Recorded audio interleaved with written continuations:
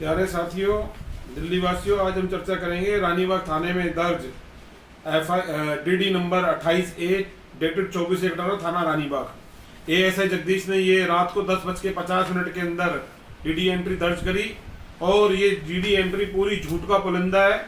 शपथ के साथ में ये बात कहने को तैयार हूँ साथियों। और पुलिस की रानीबाग थाने की गुंडागर्दी 26/17 के बाद, जबकि एक्स SHO परवीन अहलावत इस थाने में था, जो कि जिसके खिलाफ FIR 124/18 इसी थाने में दर्ज हुई।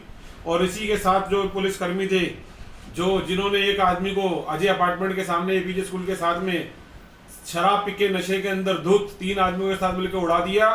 और जब उनकी वीडियो बना ली और कंप्लेंट कर दी गई तो उन्होंने पूरी स्टोरी चेंज कर दी और 24 घंटे बाद उन्होंने शो किया कि वो रानीबाग थाने पहुंचे, आदमी को मरता हुआ छोड़ के भाग गए। मौके के ऊपर उनकी वैगनार पब्लिक ने घेर ली थी, वो वैगनार वहीं छोड़ के भाग गए, जो रानीबाग थाने के बाहर 20-25 दिन खड़ी रही। और किसी और आदमी को उन्होंने बाद में दिखा दिया कि कोई और आदमी गाड़ी चला रहा था और इसके लिए CD और GPS का सहारा नहीं बनाया। ये अपराध लगातार रानीबाग थाने में चल रहे हैं। अभी FIR 209/2020 का उदाहरण है। इसके बाद FIR 295 का विक्टिम भी परेशान है। 305/20 के अंदर भी कई लोग परेशान है। ये थाने के अंदर सिलसिला बंद नहीं हो रहा। और अभी हाल ही में NHRC से इनके ऊपर 50-50 हजार रुपए की विक्टिमों को मुआवजा देने की भी घोषणा करी गई है। NHRC सरकार ने ऑर्डर पास किया है इनके खिलाफ, रानीबाग थाना के पुलिस अधिकारियों के खिलाफ, और कमिश्नर को नोटिस भेजा इसके लिए। और साथ ही मैं चर्चा करना चाहूंगा कि इस DD एंट्री में इस ASI जगदीश ने पूरा झूठ लिखा, क्योंकि ये 10:50 से पहले रानीबाग थाने में मौजूद था। इस आदमी ने 17 PCR कॉल रानीबाग थाने के खिलाफ डकैती अपहरण के उसकी हुई, लूट और डकैती की। 5 पुलिस वाले घर में घुसे, उसने उसका कोई पार्ट नहीं बनाया, कुछ नहीं लिखा उसके बारे में, जबकि उसकी जांच भी इसने करी उस दिन। इस अधिकारी ने कोई बात ये नहीं लिखी कि विक्टिम और उसका परिवार और एडवोकेट सब रानीबाग थाने में मौजूद थे। ये बात इसने छुपाई। इसने हर तरह की वो जानकारी छुपाई कि 1:13 1:14 में पहली कॉल हो गई थी पुलिस के खिलाफ, और ये बात भी इस अधिकारी ने छुपाई। तमाम सीनियर अधिकारियों की जानकारी में ये बात थी। SHO, ACP, DCP, joint CP सबकी जानकारी में, उनके पर्सनल स्टाफ पे उनको ईमेल, WhatsApp वगैरह द्वारा सूचना दी गई और NHRC में सूचना दी गई सेम डे। लेकिन इन आदमियों को किसी चीज का खौफ नहीं है, क्योंकि पुलिस ये समझती है कि उनके कानून उनकी मुट्ठी में है और उनकी जेब में है। और ये इनका साफ साफ कहना है कि कैशियर की नौकरी ये लोग करते हैं और इसीलिए इनको किसी चीज का डर नहीं है, ना इनको कोर्ट का डर है। झूठी DD एंट्री और ये झूठी रिपोर्ट कोर्ट के अंदर सबमिट करते हैं, ना इनको कोर्ट का खौफ है। जो 340 PRP से सख्त अपराध है, सारे सबूत मिटाए। इस व्यक्ति ने कोई CCTV फुटेज कलेक्ट नहीं करी। जो 2 PCR ऑफिशियल मौके पे पहुंचे थे पुलिस के निकलने के बाद 1:14 से 1:29 विक्टिम के घर में पुलिस वाले 5 पुलिस वाले घुसे, काशु परवीन यादव के समेत, उसका कहीं जिक्र नहीं किया इस आदमी ने। इस पुलिस अधिकारी ने तमाम सीमाएं तोड़ दी। उसके बाद इसका फरवरी में तबादला कर दिया गया और तब से लेके आज तक भी ये आदमी इस केस के अंदर एक झूठ के बाद कई अपराध के ऊपर अपराध किए जा रहा है। कोर्ट के अंदर बेल ऑर्डर्स लगे थे विक्टिम परिवार के 9, उसके अंदर भी इसने 7 में रिपोर्ट फाइल करी। उसमें अंदर 7 रिपोर्ट में इसने झूठ बोला कोर्ट से, जो कि कोर्ट के प्रति एक बड़ा गंभीर अपराध है। 340 CRPC सबूत मिटाए 201, 120, 34 में।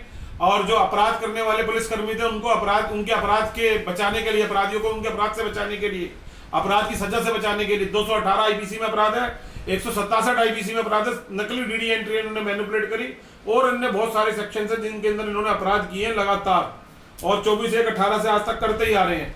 NHRC के अंदर रिपोर्ट नहीं भेज रहे। 15/3/18 को ACP PG NWD ने इनकी जांच करी और उसको कंक्लूड करके honourable DCP additional DCP 1 AK Lal ji ने PGC दिल्ली गवर्नमेंट को एक कमीशन को भेज दी। वो रिपोर्ट झूठ का पूरा पुलंदा था वो रिपोर्ट, और उसके अंदर भी आज तक कोई कार्रवाई नहीं हुई और उसकी रिपोर्ट इन्होंने NHRC तक में सबमिट नहीं करी। और आज तक NHRC में ये 6 एक्शन हो चुके हैं। आज तक NHRC को ही गोल गोल घुमा रहे हैं ये लोग। इतना बड़ा कमीशन है NHRC, इतनी बड़ी आदरणीय सम्मानित, आज हाईकोर्ट सुप्रीम कोर्ट के बराबर उसकी गरिमा है, उसकी पावर्स है, उसके बावजूद आजकल इन्होंने आज तक नेशनल ह्यूमन राइट कमीशन का भी सम्मान नहीं किया। कोर्ट के अंदर भी बहुत सारी लिटिगेशन पेंडिंग है, तब भी इन्होंने आज तक ये रिपोर्ट कोर्ट में सबमिट नहीं करी। जबकि विक्टिम ने RTI से ऑब्टेन करके 17/18 को ये कोर्ट के अंदर सबमिट कम से कम 25 बार अलग अलग रिपोर्टों में कर दी, फोटोएं दे दी, CCTV फुटेज दे दी, तब भी पुलिस कुछ मानने को तैयार नहीं है। ये एक बहुत गंभीर अपराध है। मैं चाहूंगा कि आदरणीय सर्वोच्च न्यायालय, आदरणीय उच्च न्यायालय इस पे कॉग्निजेंस ले। डिस्ट्रिक्ट नॉर्थ वेस्ट, आदरणीय डिस्ट्रिक्ट नॉर्थ वेस्ट जज रोहिणी कोर्ट इसके अंदर कॉग्निजेंस ले। संबंधित 107 number court, 101 number court, 113 number court, 409 number court, 18 number court, ये सभी कोर्ट इसके अंदर संज्ञान लें, 109 नंबर कोर्ट, और इस अधिकारी को ये बताएं कि इस देश का कानून क्या है और पुलिस कानून के तहत काम करती है, एक पब्लिक सर्वेंट है, पब्लिक की सुरक्षा के लिए, दिल्ली में लॉ एंड ऑर्डर मेंटेन करने के लिए। और ये बहुत जरूरी है क्योंकि अब पहले अमूल्य पटनायक आदरणीय जो कमिश्नर थे दिल्ली के, उन्होंने भी 2 बार इस मैटर में हर्न करी, एडिशनल सीपी विजिलेंस ने हियरिंग करी, एसीपी स्तर की कई जांचें हो चुकी, 30 से ज्यादा आईओ इस केस के अंदर जांच कर चुके हैं और सब चीजों के अंदर गोल मटोल एविडेंस डिस्ट्रॉय करे जा रहे हैं। एक के खट्टर नाम के आदमी के बयान रिकॉर्ड करे गए 2 जुलाई को, एक एडवोकेट ने मिलवाया उससे और उसके बयान रिकॉर्ड में क्लियरली बोला कि पुलिस वाले घर के अंदर घुसे। उसके बावजूद पुलिस लगातार दबाव बना रही है, इस केस से जुड़े हुए लोगों के आईपीसी 283 के मुकदमे बना रही है और उन लोगों पर दबाव बनाई जा रही है जिससे कि वो सच कोर्ट के सामने ना रख सके और इन्वेस्टिगेशन में सच ना पहुंच सके। सभी विक्टिम हॉस्टाइल है पुलिस की दादागिरी से और आज तक इसमें कोई लगाम नहीं है। और व्हाइट कॉलर क्रिमिनल्स बहुत सारे रानीबाग थाना में मौजूद है और जिनके कंट्रोल की वजह से थाने के अंदर हमेशा इस तरह की हरकतें होती आई हैं।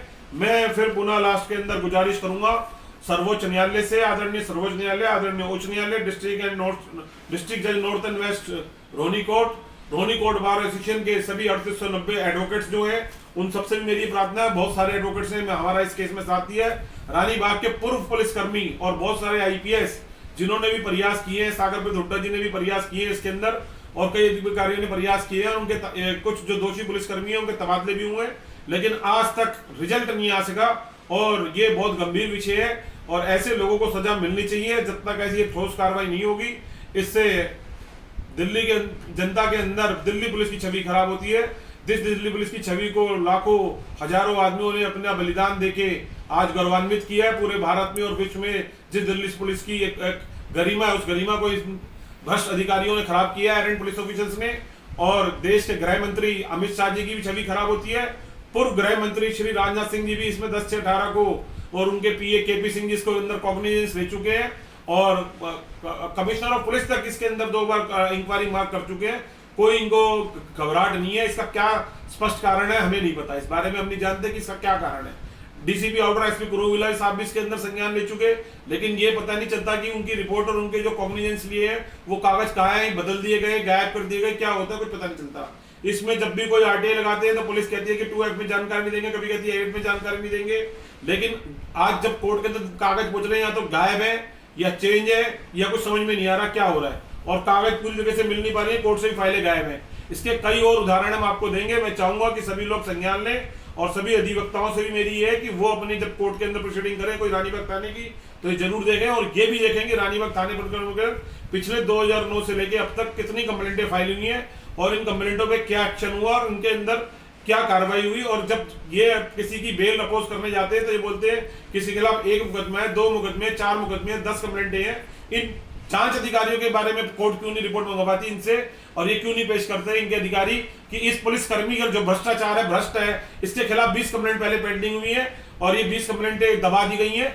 ये जांच क्यों नहीं आज तक होती, ये बहुत जरूर गंभीर विषय है और ये बहुत बड़ा सवाल और निशान है। मैं ये चाहूंगा कि इसके ऊपर कार्रवाई हो और इसी के साथ शब्द को बना देता हूँ। जस्टिस क्रांति जिंदाबाद।